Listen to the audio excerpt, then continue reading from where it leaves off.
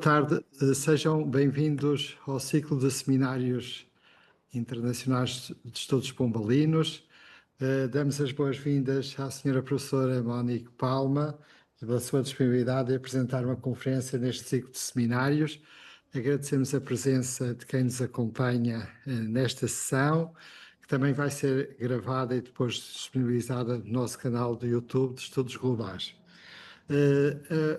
A senhora professora Mónica Palma é a professora convidada da Universidade Aberta, é doutorada numa área que tem a ver com a história do ambiente e do clima, que é uma área emergente e muito importante da historiografia, e tem desenvolvido investigação precisamente no período pombalino e na questão das reformas do ensino médico e cirúrgico no contexto daquilo que foi um consulado de 27 anos, entre 1750 e 1777, em que se operaram reformas importantes em Portugal, nos vários setores, desde a economia até o ensino universitário, e onde se fez uma reforma importante também do ensino médico e das práticas médicas.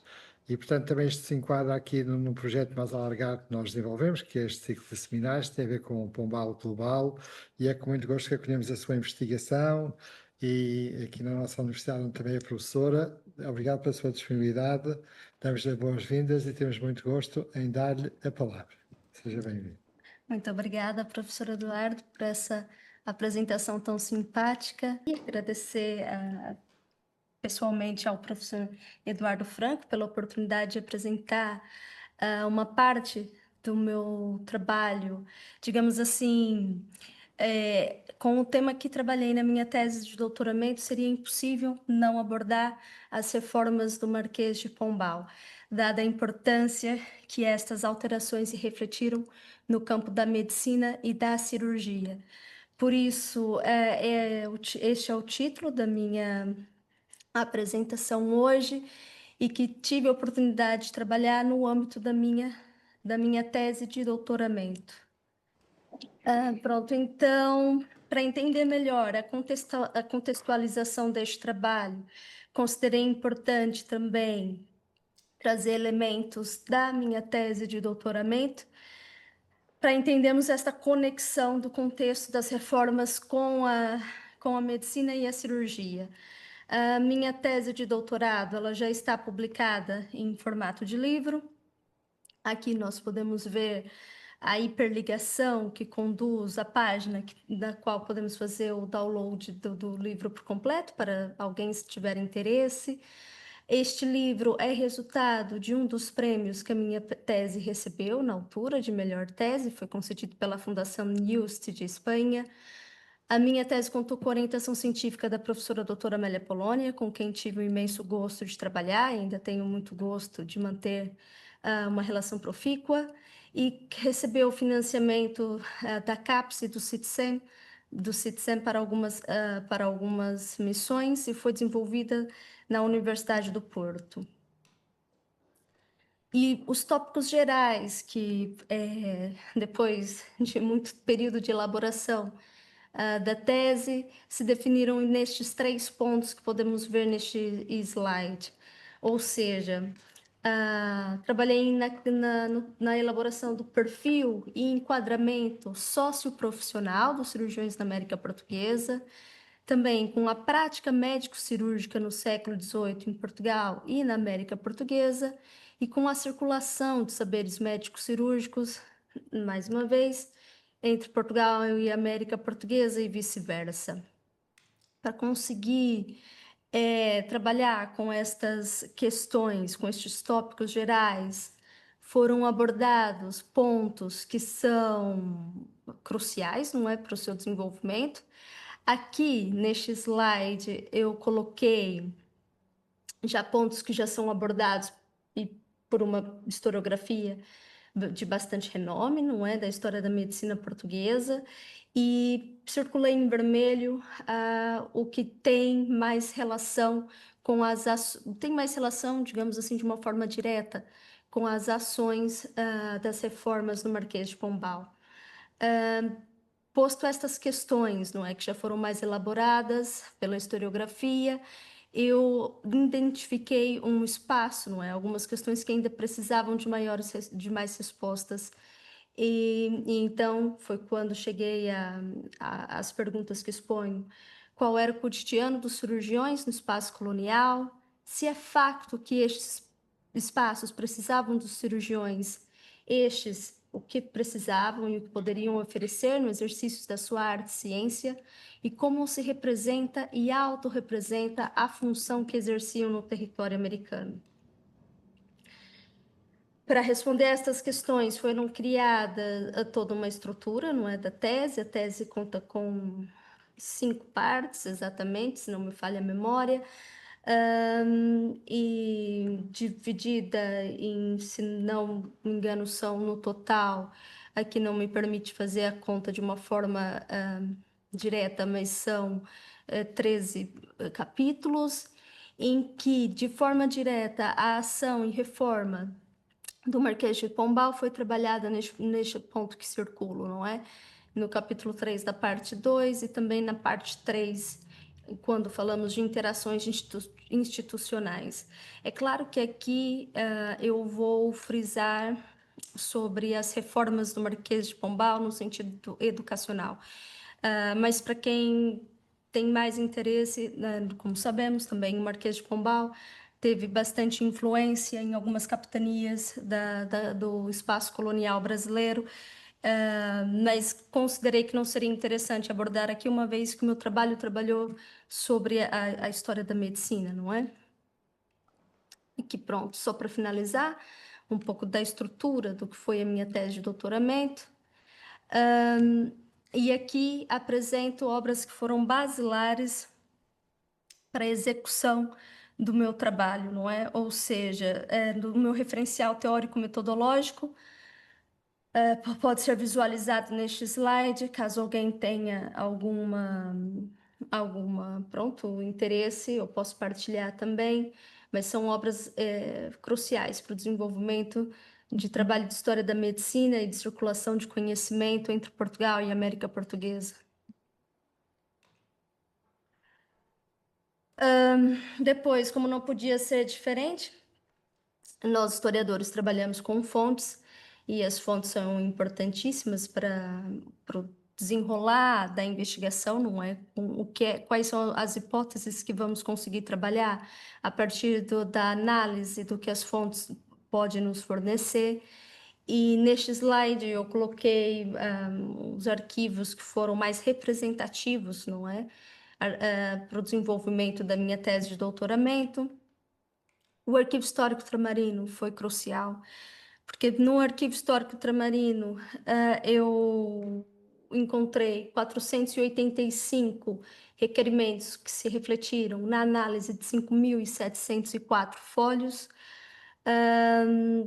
Estes foram, esta densidade, faço questão de mencionar este número, não apenas por ser um número que poderá parecer expressivo, mas porque com a análise deste requerimento eu pude ter contato, uma densidade de contextualização da prática cirúrgica na América Portuguesa. Isso porque boa parte destes documentos eram de fato solicitações ao rei. E para terem a sua solicitação atendida, o que faziam os cirurgiões, em boa medida, era enviar um pedido bastante sólido, bastante sólido. Então, exemplificavam muito bem as dificuldades que tinham no decorrer da sua arte na América Portuguesa, a dificuldade em ter que adentrar no espaço mais interior da capitania.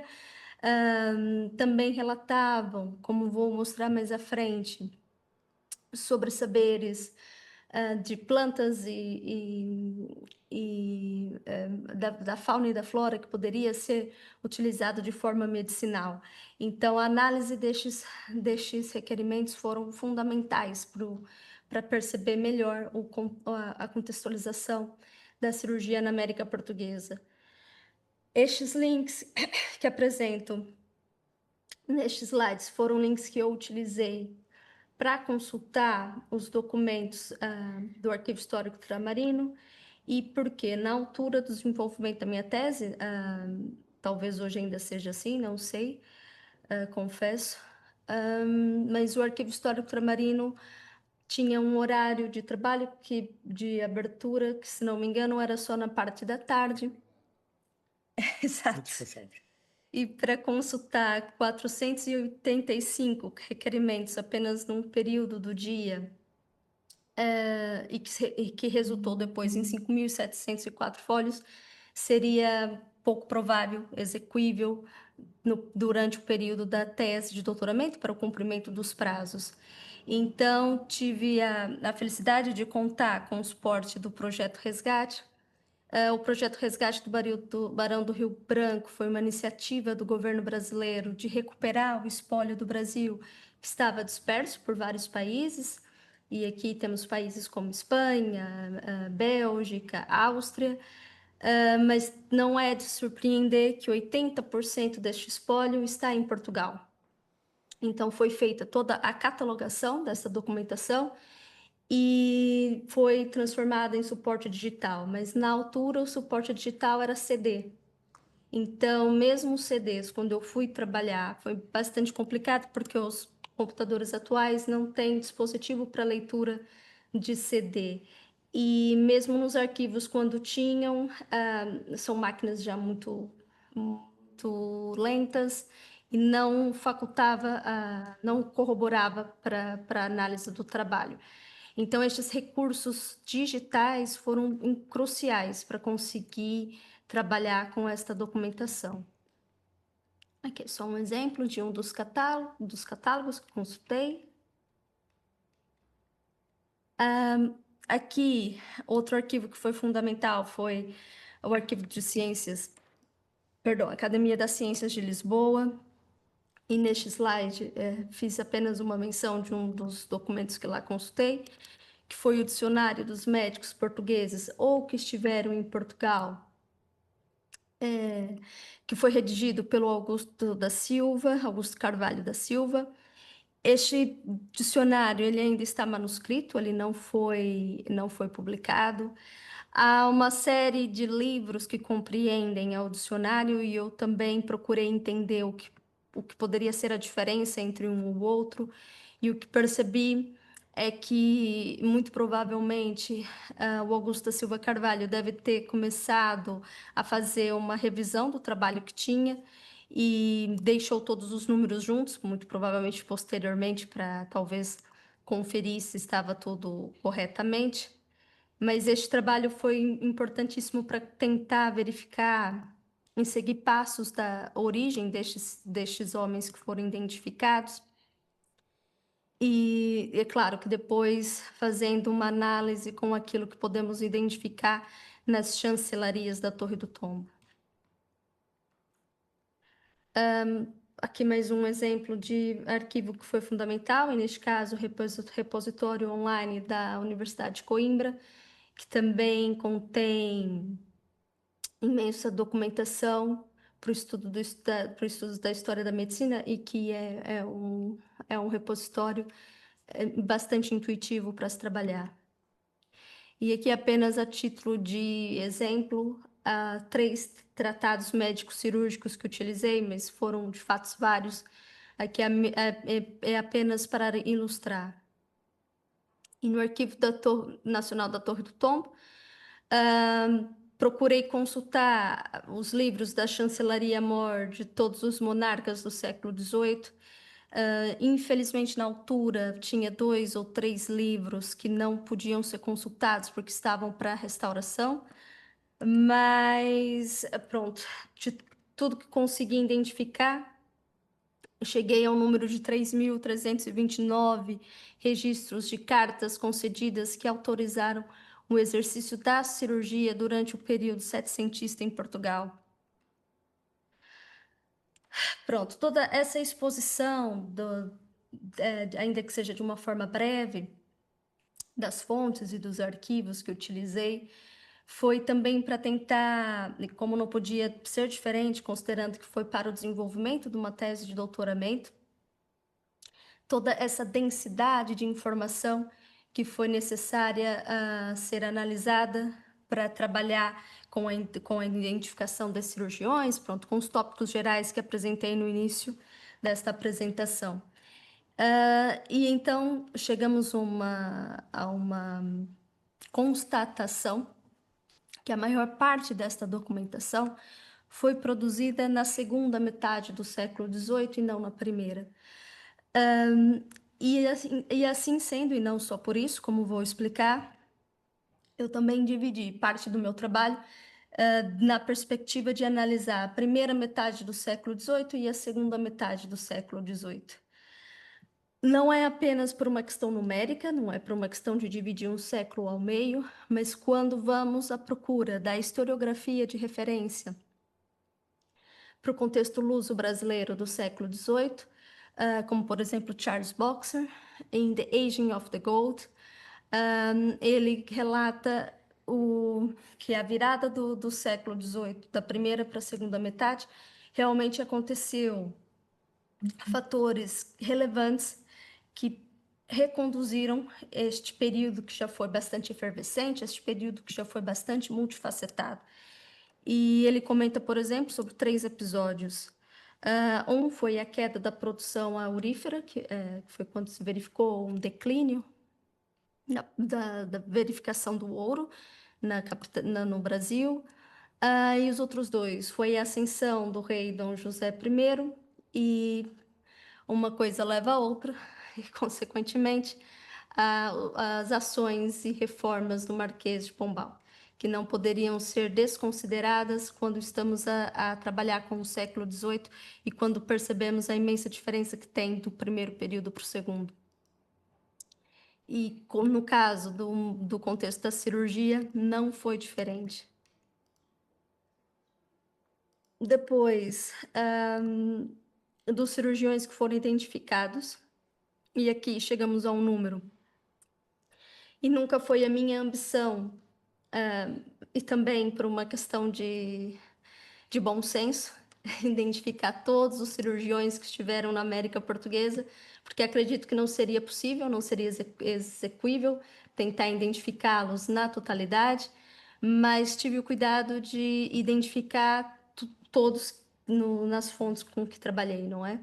E com esta análise cheguei ao número de 379 cirurgiões e consegui a informação da origem de 165 deles.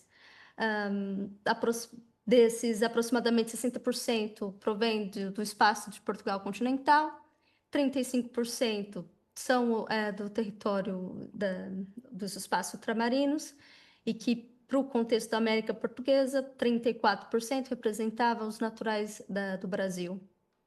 Depois, uma pequena percentagem de 1% sendo de Marrocos e Cabo Verde, e mesmo dentro dessa percentagem daqueles que não são naturais, uns 5% que vinham de outros países do espaço europeu, como Alemanha, Espanha, França e Itália. Aqui não surpreende a presença, não é, de maiores comunicações e dos cirurgiões que foram identificados atuando no litoral brasileiro.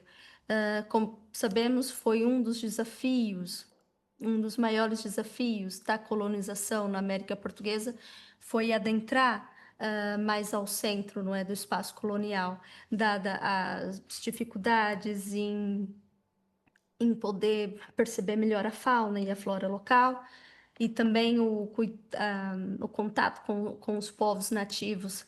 Há, por exemplo, cirurgião, nos requerimentos que analisei no Arquivo Histórico Ultramarino, que pediam ao rei a licença de ter o uso do porte de arma, e pediam um porte de arma justamente por questão de segurança pessoal, porque diziam que quando tinham que adentrar as matas no território brasileiro e já tinham passado por situações um bocado difíceis com os povos nativos, então precisava se sentir mais seguro caso viesse a ser colocado numa situação de emboscada novamente.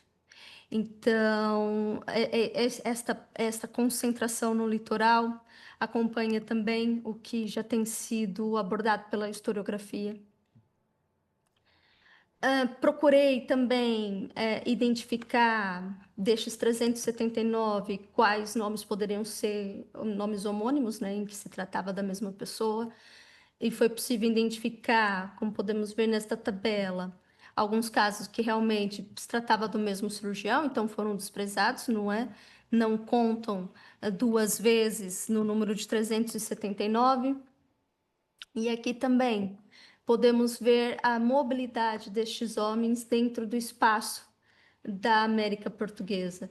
E quando eu falo homens, é porque, pronto, pelo menos no trabalho que fiz, eu não identifiquei nenhuma mulher exercendo cirurgia na América Portuguesa. Nos documentos que analisei, neste caso, realmente são apenas homens. Aqui, e também é fundamental para o tratamento da informação e para a precisão da informação, seguir de forma segura para a tese, foi criada um sistema de base de dados e que tive o suporte do Serviço de Infografia da Universidade do Porto, a quem sou imensamente grata, foram espetaculares e que me auxiliaram na criação da base de dados para o tratamento dessa informação e, consequentemente, para a criação dos gráficos e mapas que aparecem na minha tese e que tenho utilizado aqui também nesta apresentação. Ao trabalhar com essa tipologia de documentação, foi necessário criar uma tipologia de classificação de argumentação para tentar, então, desvendar o que nos traziam, não é? As informações verificadas nas fontes. Para isso, eu criei alguns grupos e que concentrei o que cada um poderia significar, não é? O que teria de forma mais significativa. Então, de uma forma geral, como podem ver, parte destes documentos eram para assuntos relacionados à nomeação e ascensão na carreira, remunerações e pagamentos, mobilidade geográfica, reconhecimento de saberes, solicitação de mercês, necessidades de cirurgiões, desvio de delinquências e também outros. Aqui apenas também para enfatizar dos outros cirurgiões do espaço ultramarino, de forma mais precisa de quais são esses outros espaços, não é, em que trabalhei. A distribuição dos processos por capitania, lá está, reflete mais uma vez a dificuldade de adentrar o interior da América Portuguesa, então verifica-se uma vez mais essa concentração no litoral. E aqui, para enfatizar esta concentração, também foi feita uma tabela em que se percebe no topo o número de processos concentrado na capitania do Rio de Janeiro, Bahia, Minas Gerais e assim sucessivamente. E aqui, como não poderia deixar de ser diferente, considerando aquela primeira identificação geral da documentação que se concentrava mais na segunda metade do século XVIII, os cirurgiões que estiveram em exercício, também o número que identificamos está mais representado na segunda metade do século. Aqui, para o mapeamento do local do nascimento dos cirurgiões naturais da América Portuguesa, uma vez mais uma concentração no litoral. E no caso dos que foram possíveis também identificar o mapeamento do local do nascimento dos cirurgiões naturais de Portugal. O que também não surpreende, as regiões de maiores concentração, tanto do norte quanto do sul, quando consideramos o processo migratório daquela época para o espaço colonial. É importante reter esta origem quando trabalhei com o assunto, com o tópico de circulação de saberes médicos cirúrgicos, a porcentagem de cirurgiões que aumentou, que já eram naturais do Brasil na segunda metade do século XVIII. Isso por quê? Isso porque significa transmissão reconfiguração e configuração desse saber médico, não é? Já temos aqui estes homens que são formados em contexto colonial e que estão em contato com a coroa e transmitem esses saberes e essas novas práticas, essas novas abordagens que foram necessárias de serem criadas, considerando o contexto do ambiente, do clima e da fauna e da flora local. Aqui foi apenas para exemplificar como foi cada um desses grupos. Temos aqui o do pedido de nomeação e reconhecimento, em que a boa parte deles pediam para ser cirurgião-mor, outros pediam só o reconhecimento para ser cirurgião e uma pequena porcentagem outro tipo de reconhecimento. Destes homens, a maior parte deles trabalharam, de fato, exercendo a cirurgia, pelo menos os que foram identificados, e que representam 90% deles, e uns 5% exerciam função na cirurgia e outra na medicina, nomeadamente boticários ou sangradores, e outros 5% o cirurgião e outra função fora da medicina. E aqui, nomeadamente, dos casos verificados, como, por exemplo, caça-baleia, ou trabalho com a procura do ouro, ou serviços mais administrativos. Também foi apenas para demonstrar neste slide a diferença do vencimento, não é, de cirurgiões entre Portugal e América Portuguesa, e mesmo também dentro de Portugal e da América Portuguesa, em que podemos ver que alguns tinham um soldo de 2.000 réis e outros de 20.000 réis mensais. Quando trabalhamos com a menção de medicamentos dos manuscritos, verificamos aqui uma porcentagem de cirurgiões que tinham botica própria, o que não era supostamente legal quando se considera o regulamento da medicina no período. Pedido de medicamentos para aqueles que tiveram, de fato, muita dificuldade em se adaptar com o contexto da América Portuguesa, como, por exemplo, o uso da aguardente, que tinha uma função na cirurgia bastante importante. Eles alegavam que o que era produzido no espaço colonial não conseguia ser tão eficaz quanto a aguardente do reino. Depois, pedidos de cirurgiões para aplicar medicamentos, considerando que esta era uma função do boticário, não era necessariamente da cirurgia. Itens de botica e também receitas descobertas. E aqui chegamos à parte em que foi, de fato, embora podemos ver que a ação do Marquês de Pombal, ela levou em consideração contextos que são inerentes a tudo que já foi apresentado até o momento, mas aqui é quando nós podemos vê-la de forma mais direta. A medicina até o século XVIII, e no caso português, até as reformas que foram implementadas pelo Marquês de Pombal, pelo menos do ponto de vista regulamentar, não é? Porque é claro que depois desta aceitação da cirurgia face à medicina, levou ainda mais tempo para que houvesse essa adaptação. Mas até o século XVIII, nós tínhamos a medicina fragmentada e hierarquizada, em que no primeiro patamar ficavam os médicos, no segundo a cirurgia, depois no terceiro os boticários e no quarto, se fôssemos colocar, os sangradores, os barbeiros e assim sucessivamente. Isso porque a medicina ela fazia parte da medicina dogmática. Os cirurgiões e a cirurgia, os boticários, faziam parte da cirurgia ministrante. Os cirurgiões, eles eram os práticos da medicina. Eram aqueles que, de fato, colocavam a mão quando deveria ser realizado algum tratamento.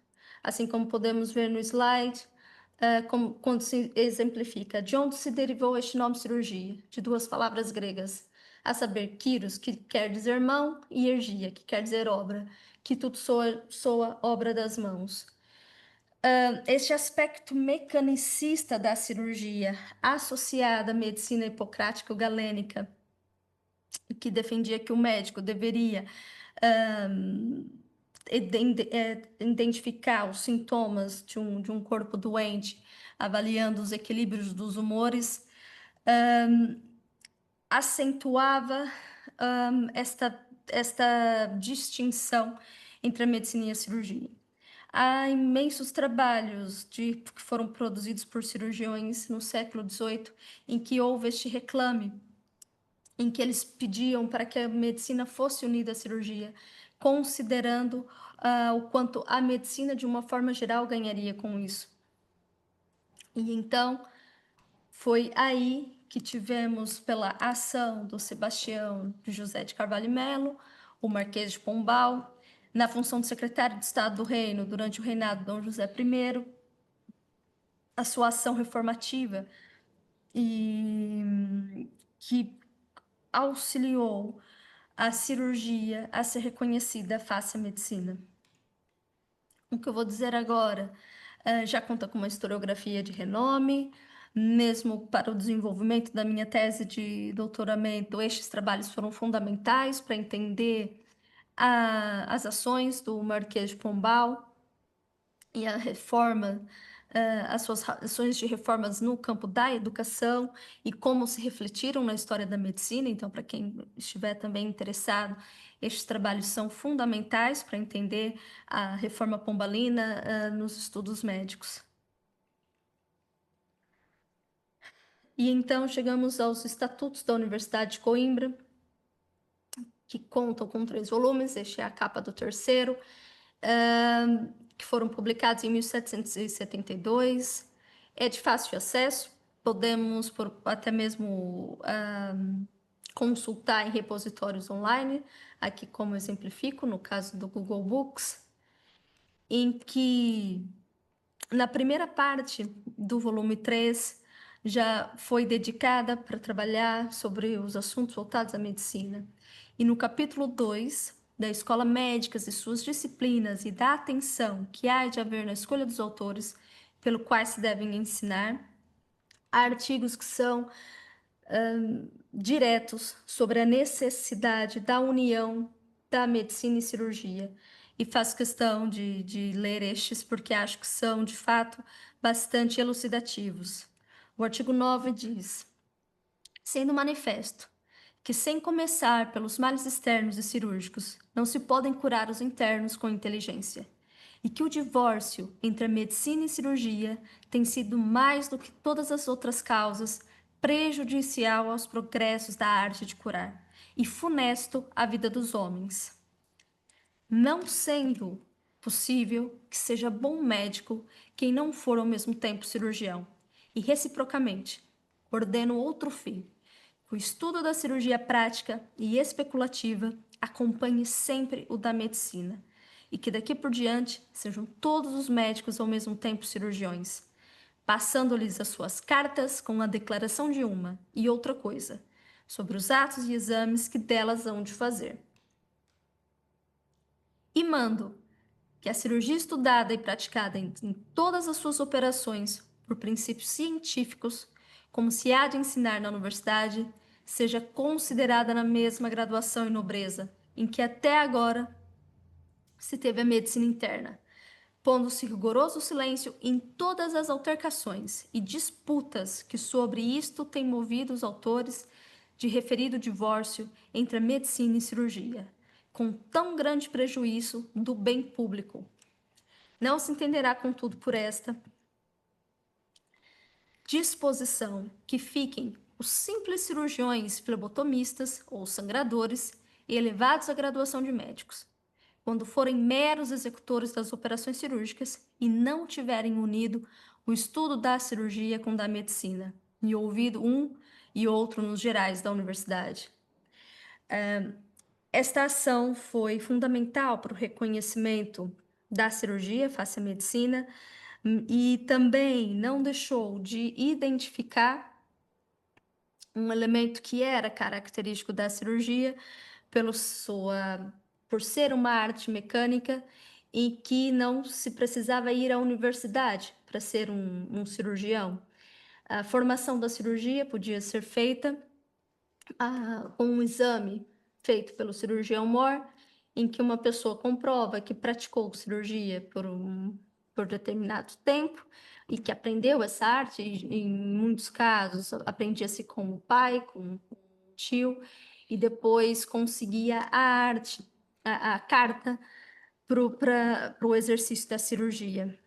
Então, houve aqui este cuidado e houve também a identificação desta constatação do saber cirúrgico e como ele era conduzido.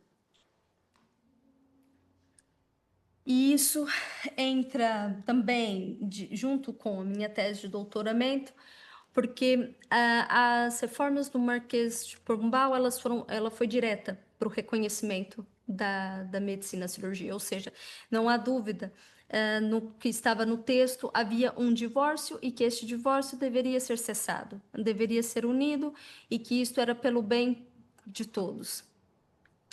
Quando vamos ver o registro e daqueles que eu consegui identificar do enquadramento institucional destes cirurgiões, tivemos os cirurgiões das câmeras, embarcadiços, dos hospitais e cirurgiões militares. E aqui chamou a atenção estes cirurgiões militares ou ao serviço do Exército, em que 40% deles tinham vínculo com os militares.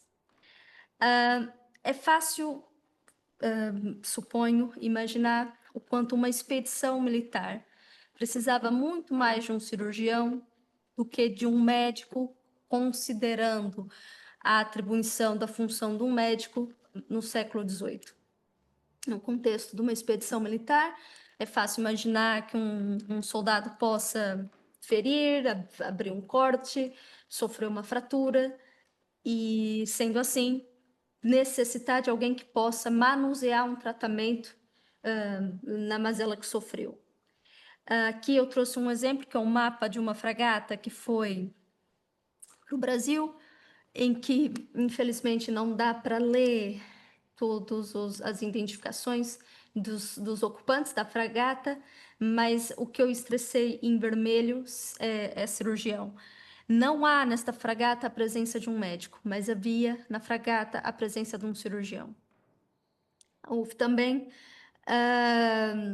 casos que identifiquei dos requerimentos do Arquivo Histórico Ultramarino, de cirurgiões que tinham conseguido um soldo para o pagamento de um médico, mas que entraram em contato com a corte para pedir que pudessem trocar este soldo, ao invés de pagar por um médico, que pudessem pagar por um cirurgião.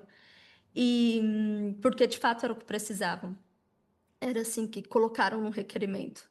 Ou seja, por um lado, nós tivemos a reforma do Marquês de Pombal, do estudo da medicina, em que traz esta união, e depois, por outro, temos de uma forma indireta o pedido do Exército. Um pedido do Exército de uma forma muito clara e por questões óbvias e diretas que, de fato, era o que, para um acompanhamento de uma deslocação, fazia mais sentido a presença de um cirurgião no contexto do século XVIII. Aqui, só para também enfatizar o quanto a leitura desta documentação permitiu conhecer a ação destes cirurgiões enquanto pessoas, não é, no contexto da América Portuguesa, o quanto isso significava uma ação difícil para algumas pessoas, não é? Significava um esforço de deixar o seu local de origem e exercer para trabalhar no Brasil colonial.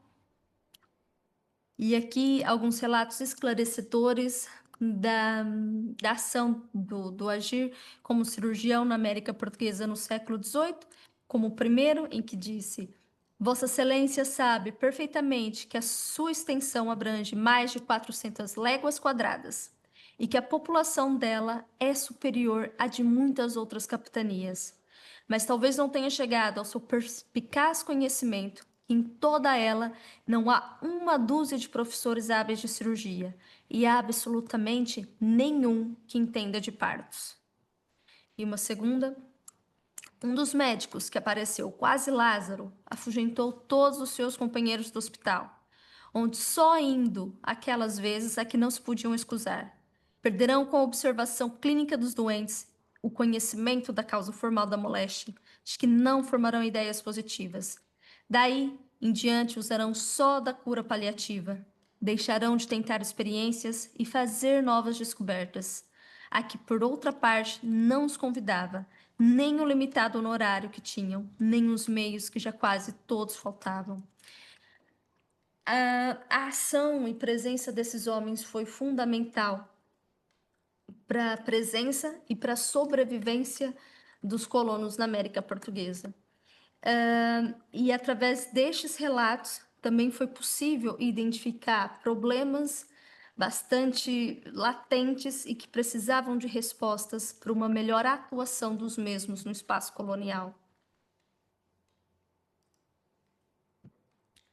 Depois, a ação do Marquês de Pombal, ela foi importante, embora ela está, mais uma vez, ainda que não tenha sido de imediato, a associação e o respeito por parte dessa adesão da cirurgia à medicina, mas por parte dos cirurgiões, eles sempre reclamavam, porque os seus trabalhos, isso daqueles que podiam se dedicar à escrita de um tratado médico-cirúrgico, porque também os dados não permitem perceber quantos destes homens eram alfabetizados para que pudessem sequer escrever um tratado médico-cirúrgico, de modo que mesmo aqueles que podiam sofriam, às vezes, com alguma censura, justamente porque ocupavam um posto subalterno na hierarquia médica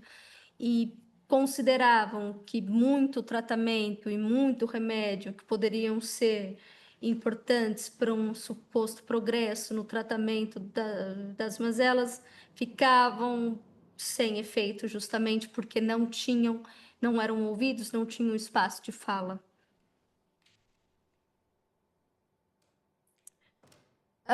Aqui, apenas para ilustrar desta identificação também, dessa transmissão de conhecimento, né, e dessa troca de informação entre Portugal e América Portuguesa, um dos documentos em que foi possível verificar 150 sementes e plantas do Brasil com fins alimentares e medicinais e que foram, tratadas e elaboradas dentro do contexto da cirurgia.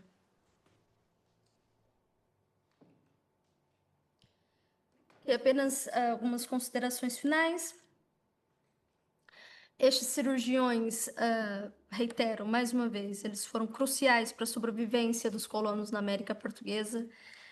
Com a ação e o contexto do seu dia a dia na América Portuguesa, conseguimos também aprender sobre o ambiente, aprender sobre a fauna e a flora local, aprender sobre o contato com os povos locais e até mesmo questões voltadas à escravatura.